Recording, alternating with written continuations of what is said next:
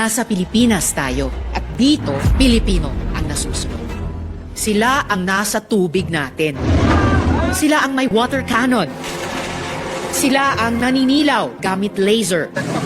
Our troops have been injured.